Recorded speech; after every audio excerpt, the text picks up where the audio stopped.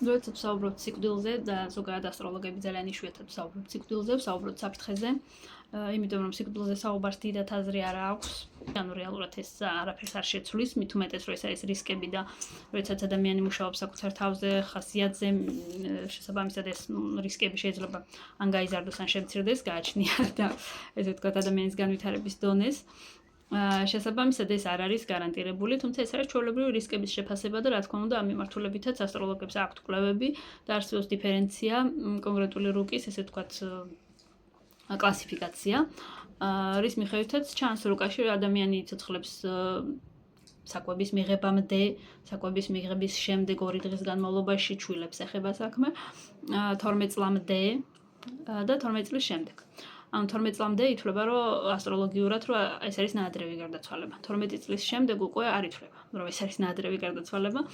ამის ცოდნა ერთადერთი, რისთვისაც არის საჭიროა იმისთვის, რომ ყველაფრის მართვა შესაძლებელია, პროგნოზირება, შესაძლებელია ადგილის შეცვლა, თუმცა რა თქმა უნდა იმისთვის, რომ ესეთი რთული მაჩვენებელი შეცვალოს, საჭიროა უფრო რთული იგივენაირად შრომა, საჭიროა ფინანსები, საჭიროა ამ ინფორმაციის თავის დროზე გაგება, ხო? რაც შეეხება კიდევ როგორ ვთქვა, სუიციდს. სუიციდის შემთხვევაშიც სულ 2 ანუ არსებობს სპეციალური ფორმულები, როცა სუიციდის რისკი რუკაში მაღალი არის თუ არა, ამისთვის ჩვენ გვაქვს ცალკე საფრთხის ანალიზი, სრულად რუკის, ნატალური რუკის, იქ ანახებს რანაირი საფრთხე არის, თვითონ დეპრესიას ზოგადად განაპირობებს ან ფსიქიკური პრობლემები, სამედიცინო პრობლემები, ან საფრთხე საზოგადოებისგან, კოლექტივისგან, აქაც რა თქმა უნდა კონკრეტული ფორმულა მუშაობს.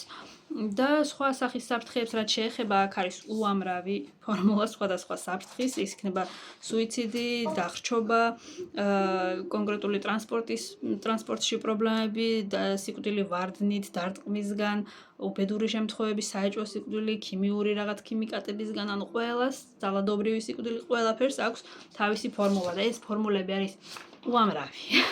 შესაბამისად, ეს ყველაფერი გამორიცხულია, რომ ჩანდეს რუკაზე ერთი დახედვით. არ ჩანს ეს ყველაფერი რუკაზე ერთი დახედვით, ამას ყველაფერს სჭირდება საფუძვლიანი ანალიზი. ჩვენ გვაქვს შესაბამისი სერვისი, თუმცა იქ არ გამოჩნდება ვინ რამდენ ხანს იცოცხლებს, იმიტომ რომ ამ ინფორმაციას ასტროლოგები არ გასცემენ.